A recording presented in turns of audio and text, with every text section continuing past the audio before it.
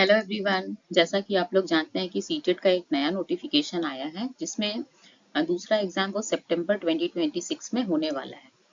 तो इसकी के तैयारी के लिए मैं यहाँ पे पेपर वन मैथ्स के ढेर सारे क्वेश्चंस को यहाँ पे करूंगी और जब मैं क्वेश्चंस को सॉल्व करूंगी तो बीच बीच में मैं कुछ इंपॉर्टेंट ट्रिक्स भी बताऊंगी जो कि आपको एग्जाम में बहुत ही यूजफुल होगा। इसके पहले मैंने फरवरी में जो सीटेट का एग्जाम हुआ था उसके लिए भी मैंने वीडियो बनाया था। उसमें मैंने पेपर टू मैथ्स और साइंस के क्वेश्चंस को कवर किए थे और आप लोगों ने मेरे वीडियो को बहुत ही सराहा था और बहुत ही आप लोगों का प्यार मिला था उसमें। तो मैं आशा करती हूँ कि इस वीडियो में भी आप लोग मुझे ढेर सारा प्यार देंगे। तो चलिए मैं पहला क्वेश्चन करती हूँ। तो क्वेश्चन है कि which of the following is the most appropriate way to help a primary school learner visualize the equivalence between fractions 2/3 and 4/6। यहाँ पे देखिए जो कीवर्ड यूज हुआ है वो है विजुअलाइज। विजुअलाइज मीन्स आपको कुछ वहां पे दिखाना है, दिखा करके उन्हें ये फ्रैक्शन समझाना है। ठीक है, तो दिखाने का मतलब क्या है, आपको कुछ ड्रॉ करके दिखाना होगा। ठीक है, तो चलिए मैं फ्रैक्शंस 2/3 और 4/6 दोनों को ड्रॉ करके दिखाती हूँ यहाँ पे। तो अगर आप देखें 2/3 और 4/6 इनका जो शेडेड एरिया है वो दोनों का सेम है। ठीक है, तो ये है विजुअलाइजेशन और इसके लिए मैंने फ्रैक्शन डिस्क का यूज किया है। इसमें ना तो मैंने डिवीजन मेथड यूज किया है, ना ही एलसीएम का मेथड यूज किया और ना ही मैंने कोई कैलकुलेटर यूज किया है। बच्चों को विजुअलाइज करने के लिए मैंने इसके पिक्चर को ड्रॉ किया है और उसमें फ्रैक्शंस को दिखाया है। इसके लिए मैंने फ्रैक्शन डिस्क का यूज किया है। तो इसका जो आंसर होगा वो होगा ऑप्शन 3। दूसरा question, a teacher uses role play method in mathematics class. Her aim is to keeping children busy, projecting ideas, entertaining children, maintaining discipline. See आप मैथ्स पढ़ा रहे हैं और वो भी रोल प्ले मेथड यूज किया है, तो इसमें तो बच्चे इंगेज होंगे, लेकिन जो हमारा जो मेन एम होता है ये रोल प्ले करवाने का, ये होता है प्रोजेक्टिंग आइडियाज। ठीक है, तो इसका जो आंसर होगा वो होगा option 2। Question 3. Priyadarshini makes 4.8 kg of almonds, 500 gram of raisin and 305 kg of cashew and pack the mixture equally into 3 dozen packets. What is the weight of each packet? तो देखिए हमारा सारा आंसर ग्राम में दिया है और यहाँ पे भी एक वैल्यू ग्राम में है, दो का वैल्यू किलोग्राम में। तो सबसे पहला स्टेप हमें करना है क्या है कि हमें ये जो किलोग्राम में जो दिया है वेट एलमंड्स का और कैशियोज का, उसको हम ग्राम में कन्वर्ट कर लेंगे। तो सबसे पहले आपको कन्वर्शन पता होना चाहिए कि 1 किलोग्राम में 1000 ग्राम होता है। 1 किलोग्राम इज इक्वल टू 1000 ग्राम। तो 4.8 केजी जो है इसको अगर हमको ग्राम में कन्वर्ट करना है तो हम लिखेंगे 4.8 इंटू 1000। तो इसका वैल्यू हो जाएगा 4800 ग्राम। उसी तरह 3.5 केजी को अगर हम कन्वर्ट करेंगे तो 3.5 इंटू 1000 ये हो जाएगा 3500 ग्राम। अभी हम टोटल वेट निकालेंगे, तो टोटल वेट निकालने के लिए हमें क्या करना है, इन तीनों को हम ऐड करेंगे। तो हमें क्या क्या ऐड करना है, 4800 ग्राम प्लस 2500 ग्राम प्लस 3500 ग्राम, ये तीनों को अगर हम ऐड करेंगे तो हमें आएगा 10800 ग्राम। अब तो हमें टोटल वेट पता चल गया। अभी क्या बोल रहा है कि इन मिक्सचर्स को इक्वली पैक करना है 3 डजन पैकेट में ना। 1 डजन में तो 12 पैकेट होंगे, तो 3 डजन में कितने पैकेट होंगे, 3 इंटू 12। ठीक है, 3 डजन में 3 इंटू 12 मतलब कि 36 पैकेट्स होंगे। अभी 10800 ग्राम को हमें 36 पैकेट्स में इक्वली डालना है। तो वेट क्या होगा ईच पैकेट का, 10800 डिवाइडेड बाई 36। 36 into 3 is 108। सो ये इसका आंसर होगा 300 ग्राम। तो ऑप्शन अगर आप देखें तो ऑप्शन 3 इसका करेक्ट आंसर होगा। तो आशा करती हूँ कि आप लोग सभी को मेरा जो एक्सप्लेनेशन है वो समझ में आ रहा होगा। अगर आपको इसमें अभी भी कोई डाउट है तो आप मुझे कमेंट करके बता सकते हैं, फिर मैं अपने नेक्स्ट वीडियो में उसको कोशिश करूंगी कि उसको मैं करेक्ट करूं। चलिए अब अगला क्वेश्चन कर लेते हैं। Question 4. The side of a square is 5 centimeter. How many times will the new area become if the side of the square is doubled?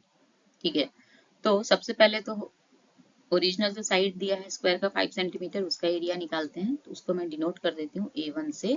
और स्क्वायर का एरिया होता है साइड इंटू साइड, और साइड स्क्वायर भी बोल सकते हैं।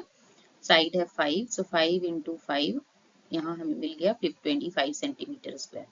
अभी जो बोल रहा है नया स्क्वायर है उसका साइड है उस पहले वाले का डबल, मतलब कि जो न्यू साइड है ठीक है, जो न्यू साइड हुआ वो होगा 2 into 5 which is 10 centimetre, right. अभी हमको दूसरे का एरिया निकालना है, मैंने उसको A2 मान लिया। Again formula is side into side, इसका वैल्यू डालेंगे 10 इंटू 10 100 सेंटीमीटर स्क्वायर, ठीक है। तो इसके बाद आपको क्या करना है, कितना कितना ज्यादा है, how many times the new area is, so आप इसको डिवाइड कर दीजिए। A2 बाई A1 निकाल लीजिए तो आएगा 100 इंटू बाई 25, तो आंसर है 4 टाइम्स। और आप यहाँ से भी कर सकते हैं, इसको अगर आप पहले वाले से कंपेयर करोगे तो 100 को हम 4 इंटू 25 लिखेंगे, और 25 मेरा क्या है, पहला वाला एरिया है, तो यहाँ से भी हमें पता चल जाएगा A2 इज 4 टाइम्स A1। तो जो भी आपको आसानी से समझ में है उसको आप अपना सकते हैं। तो इसका आंसर है fourth option. Next question 5, which of the following groups have all 3 dimensional shape. Okay, so cube, cuboid तो 3 डायमेंशन होता है, सेमी सर्कल नहीं होता है, कोन होता है, इसमें सारे तो नहीं है। क्यूब, क्यूबॉइड, सर्कल, कोन, अगेन सर्कल जो है वो 3 डायमेंशनल शेप नहीं है, यहाँ भी सर्कल और ट्रायंगल 3 डायमेंशनल शेप नहीं होता है। Cube, cuboid, sphere and cylinder ये हमारा 3 डायमेंशनल शेप होता है। और मैंने यहाँ पे फिगर भी डाला है, ये कुछ कुछ 3 डायमेंशनल शेप्स हैं जिसको आपके बारे में जो कि आपको पता होना चाहिए। तो आंसर होगा option 4। Question number 6. Sangeeta wants to buy a soap that costs 10 rupees. She has a 5 rupee coin, 2 1 rupee coins and 5 50 paise coin. How much more money does she need to buy the shop? तो चलिए देखते हैं उसके पास कितना पैसा है। तो एक है 5 रुपी का कॉइन है, फिर 2 1 रुपी कॉइन मतलब उसके पास 2 रुपए हैं, फिर 5 50 पैसे कॉइन, सो 5 इंटू 50 मतलब 250 पैसे, जिसका मतलब है 2 रुपीज 50 पैसे। ठीक है, अभी सबको ऐड करेंगे तो 5 प्लस 2 7, 7 प्लस 2 9, 9.50 है इसके पास, 9 रुपए 50 पैसे। बट सोप का कॉस्ट है 10 रुपीज, सो आपको सब्ट्रैक्ट करना होगा। 10 में से अगर आप 9 रुपए 50 पैसे अगर सब्ट्रैक्ट करेंगे तो आपका आंसर आएगा केवल 50 पैसे, उसको और चाहिए, तो आंसर है option 2। Question 7, select the group of fractions in an ascending order. सबसे पहले तो सब लोग बहुत कंफ्यूज होते हैं, असेंडिंग ऑर्डर क्या होता है, डिसेंडिंग ऑर्डर क्या होता है। तो असेंडिंग ऑर्डर होता है स्मॉल टू बिग, ठीक है, ascending order small to big. अब इसको याद कैसे रखना है, देखिए असेंडिंग और डिसेंडिंग, डिसेंडिंग जो होता है वो डी से स्टार्ट होता है, डी फॉर डिक्रीजिंग आप रिमेंबर कर सकते हैं, और डिक्रीज कैसे होगा, कोई चीज बड़े से छोटे में होगा। तो यहाँ से तो फिक्स हो गया कि descending is big to small, तो असेंडिंग उसका ऑपोजिट होगा, स्मॉल टू बिग। अब देखिए ये जो भी यहाँ पे फ्रैक्शन दिया है सारा एक यूनिट फ्रैक्शन है, मतलब सबका न्यूमरेटर 1 है, ठीक है। तो जब भी सबका न्यूमरेटर सेम होता है तो smaller denominator is the biggest fraction, ठीक है। तो असेंडिंग ऑर्डर में क्या हमें देखना है, स्मॉलेस्ट, इसका मतलब जो डिनोमिनेटर सबसे बड़ा है वो फ्रैक्शन सबसे छोटा होगा। तो अगर आप पहला ऑप्शन देखते हैं 432, जो डिनोमिनेटर इसमें 4 सबसे बड़ा है, इसका मतलब 1/4 जो है वो सबसे स्मॉलेस्ट फ्रैक्शन है, फिर 1/3, फिर 1/2। तो करेक्ट ऑर्डर जो पहले वाले में ही दिया हुआ है, तो इसका आंसर होगा option 1। Question 8. What is the missing number in the pattern given below? 1, 6, 15, 45, 66, 91. देखिए जब भी कोई पैटर्न का क्वेश्चन आपको सबसे पहले क्या करना है, जो कंसेक्यूटिव नंबर्स जो यहाँ पे दिए हैं ना, जो नंबर इसके बगल में लिखा है, सबका पहले डिफरेंस फाइंड आउट कर लीजिए, ठीक है। तो यहाँ से अगर हम देखें 1 और 6, इसका डिफरेंस होगा 5, 6 माइनस 1 इज 5, फिर 15 माइनस 6 करेंगे तो ये होगा 9, फिर यहाँ से 45 माइनस 66 अगर आप करते हैं तो यहाँ से आएगा आपका 21, और यहाँ पे आएगा आपका 25। सो कैसे मुझे ये सब मिला है, 66 माइनस 45 है 21, 91 माइनस 66 है 25। फिर आप अगर आप यहाँ पे देखेंगे 5 में अगर हम 4 ऐड करते हैं तो 9 होता है, 21 में भी अगर हम 4 ऐड करते हैं तो 25 होता है। इसका मतलब अभी हमें एक पैटर्न पता चल गया है, 9 में भी हम 4 ऐड करेंगे, तो 9 में 4 ऐड करेंगे तो हमें मिलेगा 13, तो ये जो नंबर होगा वो होगा 15 प्लस 13, ठीक है, 15 प्लस 13 जो है वो मिल गया हमारा 28, ठीक है। अब इसका मतलब 13 में अगर हम 4 ऐड करेंगे तो हमें कितना मिलेगा, 17, ठीक है। अभी आप इसका डिफरेंस फाइंड आउट कीजिए, 45 माइनस 28 आपको आएगा 17, ठीक है, इसका मतलब, और फिर आप देखिए 17 प्लस 4 फिर है 21, तो ये तो पैटर्न मेरा फिल हो रहा है। इसका मतलब जो करेक्ट आंसर है वो है option 2। Question 9, read the following table. यहाँ पे एक टेबल दिया है, फिर उसके बेसिस पे कुछ क्वेश्चंस दिए हैं। तो अब आप ये टेबल, इतना बड़ा टेबल देखिए, घबरा मत जाइएगा एग्जाम में। ये टेबल बस दिया है, बट एक्चुअली ये जो क्वेश्चन है ना वो बहुत ही सिंपल है। सो घबराने की कोई बात नहीं है, आप बस देखिए क्या लिखा है। ब्लड ग्रुप दिया है ABO AB, और नंबर ऑफ स्टूडेंट्स दिया है, मतलब कितने लोगों का ब्लड ग्रुप A है वो 9 है, कितने लोगों का B है 6 है, कितने लोगों का O है वो है 12, AB है 3 बच्चों का, और टोटल नंबर ऑफ स्टूडेंट्स है 30। अभी आपको क्या फाइंड आउट करना है? Ratio of the most common and rarest blood group. Most common का मतलब क्या है? जो ज्यादा बच्चों में है दैट इज मोस्ट कॉमन, तो O है 12, तो मोस्ट कॉमन हमारा 12 है। और रेयरेस्ट ब्लड ग्रुप मतलब, रेयरेस्ट मतलब जो बहुत कम लोगों में है, रेयर लोगों में है, वो है 3, AB ग्रुप। ठीक है, अब उनका रेशियो निकाल दीजिए, सिंपल। तो मोस्ट कॉमन है 12 और रेयरेस्ट है 3, so ये आ गया हमारा answer 4/1, which is 4:1। This question is very simple. Question 10. Which of the following options is not true? A kite becomes a rectangle if its opposite angles are equal. A rectangle becomes a square if all its sides are equal. A rhombus becomes a square if all its angles are equal. And parallelogram becomes a rectangle if all its angles are equal. तो सबसे पहले तो आपको इन सारे का properties पता होना चाहिए, तो इसके लिए मैंने यहाँ पे ऑलरेडी डाल दिया है। Kite becomes a rectangle if its opposite angles are equal. अभी देखिए यहाँ लिखा है two pair of adjacent sides are equal, but rectangle के लिए क्या होना है? ऑपोजिट साइड्स इक्वल होना है। ठीक है, तो पहला वाला ही ऑप्शन रॉन्ग है। फिर rectangle becomes a square if all its sides are equal, ये करेक्ट है, क्योंकि रेक्टेंगल में ऑलरेडी सारा एंगल 90 होता है, जो कि स्क्वायर में भी होता है, और रेक्टेंगल में ऑपोजिट साइड्स इक्वल होते हैं, तो अगर रेक्टेंगल के सारे साइड इक्वल हो गए तो वो स्क्वायर ही बनेगा। A rhombus becomes a square if all its angles are equal. Rhombus और स्क्वायर के सारे साइड्स बराबर होते हैं, तो अगर rhombus को अगर स्क्वायर होना है, इसका मतलब इसके भी सारे एंगल्स 90 डिग्री होने हैं। तो अगर सारे एंगल्स अगर इक्वल हो गए, तो हमें तो मालूम है कि कोई भी क्वाड्रिलेटरल में सम ऑफ द 4 एंगल जो होता है वो 360 डिग्री होता है, और अगर सारा अगर इक्वल है तो 360 को 4 से डिवाइड करेंगे तो 90 डिग्री, तो वो तो स्क्वायर हो जाएगा। फिर parallelogram becomes a rectangle if all its angles are equal. Parallelogram में भी ऑपोजिट साइड्स इक्वल होते हैं, रेक्टेंगल में भी ऑपोजिट साइड्स इक्वल होते हैं, और पैरेललोग्राम में ऑपोजिट एंगल्स भी इक्वल होते हैं। तो अगर सारे एंगल अगर इक्वल हो गए तो पैरेललोग्राम का भी हर एक एंगल 90 डिग्री हो जाएगा, तो वो रेक्टेंगल बन जाएगा। ठीक है, तो इसमें जो होगा आंसर 1 जो है वो इसका ऑप्शन होगा।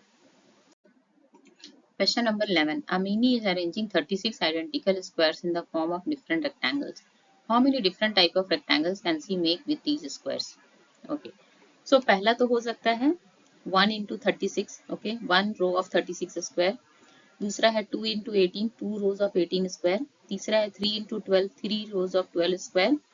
4 into 9, 4 rows of 9 squares. 6 into 6, 6 rows of 6 squares. ठीक है, तो हमें 5 यूनिक वेज मिला। जो लास्ट वाला है ना, 6 rows of 6 square, square is a special type of rectangle, तो ये लास्ट वाला ऑप्शन भी आपको इंक्लूड करना पड़ेगा, तो आंसर होगा ऑप्शन 3, 5।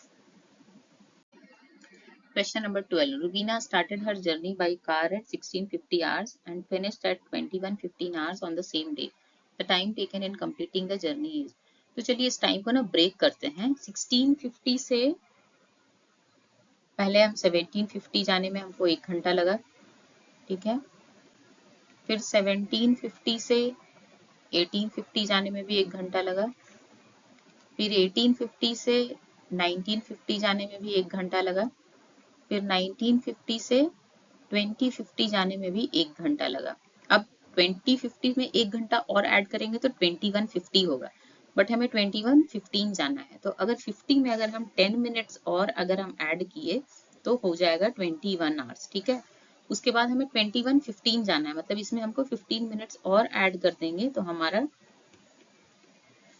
फिनिशिंग टाइम आ जाएगा 21:15 आवर्स। तभी ऐड कर दीजिए सारे टाइम को, कितना टाइम लगा, 1 hour 1 hour 1 hour 1 hour, so 4 times 1 hour, so 4 hour 10 plus 15 25 minutes, so answer होगा option 3, 4 hours 25 minutes। Question 13. A whole number is added to 100 and the same number is subtracted from 100. The sum of the two resulting numbers so obtained is. So मान लेते हैं कि जो whole number add किए हैं वो x है, ठीक है, तो पहला स्टेटमेंट क्या बोल रहा है, whole number is added to 100, तो हमारा वो नंबर बन गया x प्लस 100। फिर बोल रहा है same number is subtracted from 100। सी आपको बहुत केयरफुल होना है, इट सेज फ्रॉम 100। सो 100 में से हमको फिर से वही नंबर जो कि x है सब्ट्रैक्ट करना है। अब बोल रहा है इन दोनों का सम कितना है, तो ऐड कर लीजिए x plus 100 plus 100 minus x. So x और माइनस एक्स तो जीरो हो गया, सो कैंसिल। तो हमारा आंसर तो हो गया 200, जो कि है option 1। Question number 14. 100 lakh is also known as 1 billion, 10 crore, 1 crore, 1 million. तो चलिए पहले लिखते हैं 100 लाख होता कितना है, तो 100 लाख 100 इंटू 1 लाख। ओके, सो 1 लाख में तो 5 जीरोस होते हैं, तो इसको अगर आप मल्टीप्लाई करेंगे तो आपको 7 जीरोस मिलेगा, 1 2 3 4 5 6 7। अब देखिए जो ऑप्शंस है वो इंटरनेशनल सिस्टम में भी है, इंडियन सिस्टम में भी है। तो पहले हम इंटरनेशनल सिस्टम में अगर इसको हम लिखते हैं तो कॉमा का हम पोजीशन देंगे। ठीक है, अब इसको रीड करेंगे, 1 टेंस 100, 1000 10,000 100,000 मिलियन 10 मिलियन, बट हमारे ऑप्शन में 10 मिलियन तो है ही नहीं। अब चलिए इस नंबर को फिर से हम इंडियन सिस्टम में लिख के देखते हैं। सो 1 2 3 4 5 6 7 जीरोस, कॉमा प्लेस करते हैं अकॉर्डिंग टू इंडियन सिस्टम, और फिर इसको हम रीड करते हैं 1 टेंस 100, 1000 10,000 लाख 10 लाख करोड़। सो 1 करोड़, 1 करोड़ है यहाँ पे ऑप्शन 3। नेक्स्ट है विच of the following is not a factor of 3630, मतलब इसमें से कौन सा ऐसा नंबर है जो कि इसको डिवाइड नहीं कर पाएगा। तो सबका डिविजिबिलिटी रूल आपको मालूम होना है। 11 का क्या डिविजिबिलिटी रूल होता है, जो सम इसके ऑल्टरनेट डिजिट का आप सम फाइंड आउट कीजिए। तो पहले 0 और 6 का सम अगर हम फाइंड आउट करेंगे तो वो 6 है, फिर 3 और 3 का सम फाइंड आउट करेंगे तो ये भी 6 है। तो ये जो हम ऑल्टरनेट डिजिट का सम फाइंड आउट किए हैं, इसका डिफरेंस अगर आपको 0 या 11 का मल्टीपल आता है तब वो नंबर 11 से डिविजिबल होगा। तो यहाँ हमें 0 मिला, मतलब 11 से डिविजिबल है। फिर 3 का डिविजिबिलिटी रूल होता है कि sum of the digit should be multiple of 3। So add कीजिए, 3 प्लस 6 9, 9 प्लस 3 12, 12 तो 3 का मल्टीपल है तो 3 से भी डिविजिबल है। 5 का डिविजिबिलिटी रूल होता है कि जो डिजिट होता है यूनिट प्लेस पे, वो चाहे 0 हो या 5 हो, तो यहाँ 0 है तो ये 5 से भी डिविजिबल है। 9 का डिविजिबिलिटी रूल है कि सम ऑफ द डिजिट 9 का मल्टीपल होना है, but sum of the digit तो 12 है, 12 तो 9 का मल्टीपल नहीं होता है, तो 9 इज नॉट अ फैक्टर। तो इसका आंसर होगा option 4। Question 16. The sum of 5 minus 5 plus 5 minus 5 plus 5 and so on to odd number of terms is. तो क्या बोल रहा है, ये एक सीरीज है। अगर हम ऑड नंबर इसके ऑड टर्म्स का जो सीरीज अगर हम इसको करेंगे तो उसका आंसर हमको क्या मिलेगा। तो आप पहले क्या कीजिए ना, देखिए ऑड नंबर क्या क्या होता है। ऑड नंबर मतलब 1 3 5 ऐसा होता है। ठीक है, तो मतलब आप 1 मतलब एक अगर आप टर्म लेंगे 1 जो कि ऑड नंबर है तो आंसर आपका 5 आ रहा है। फिर है 3, तो 3 अगर आप लेंगे 3 टर्म्स, तो 5 माइनस 5 तो 0, तो बचा फिर से 5। फिर आप 5 लीजिए, 5 टर्म्स, इसमें भी क्या है यहाँ पे 5 माइनस 5 0, ये भी 5 माइनस 5 0, फिर से बचा 5। तो इसका मतलब सम ऑफ द ऑड टर्म्स जो होगा वो हमेशा यहाँ पे 5 होगा। इसका आंसर होगा option 4। Question 17, which of the following arrangement represents a descending order of numbers. और आप सारे ऑप्शन में देखेंगे कि सेम नंबर को ही दिया है। तो सबसे पहले क्या करते हैं ना, ये जो नंबर्स जो दिए हैं सबको हम सेम डेसिमल प्लेस में डालते हैं। सेम डेसिमल प्लेस का मतलब होता है कि आफ्टर डेसिमल सबका सेम नंबर ऑफ डिजिट होना है। जैसे यहाँ पे 1 है, यहाँ 2 है, यहाँ 3 है, तो हम ऐसा करेंगे सारे नंबर को हम सेम डेसिमल प्लेस मतलब सब में हम 3 डेसिमल प्लेस डाल देंगे। तो 10.5 है, इसको लिख सकते हैं 10.500, 1.50 को लिख सकते हैं 1.500, फिर है 1.055, उसके बाद है 1.050, फिर है 1.005, उसके बाद है 0.155। तो ये सारे नंबर्स जो है वो मैंने पहले वाले से ही लिए हैं सारे को, और इसको 3 डेसिमल प्लेस में डाल दिया। अब डिसेंडिंग ऑर्डर मतलब बड़े से छोटे के क्रम में इसको अरेंज करना है। ठीक है, तो सबसे पहले यहाँ देखिए 10 तो सबसे बड़ा है, तो ये तो सही पोजीशन है। फिर है 1 1 1 1 1, फिर 0, सो लार्जेस्ट और स्मॉलेस्ट तो सही है। अब इनका देखना है कि वो करेक्ट ऑर्डर में है या नहीं। तो सबका होल पार्ट तो 1 है, तो उसको हम बॉदर नहीं करेंगे, हम डेसिमल पार्ट में देखते हैं। यहाँ 5 है, फिर 0 है, फिर 0 है, ये भी ठीक है। तो सबसे बड़ा तो इसमें 1.5 हो गया इन चारों में। तो अब हमें बस इस 3 में देखना है कि कौन इसका अरेंजमेंट ठीक है या नहीं। तो अभी सबका आप डेसिमल के बाद जो सेकंड डिजिट है वो देखिए 550, ठीक है ये भी। उसके बाद है 50।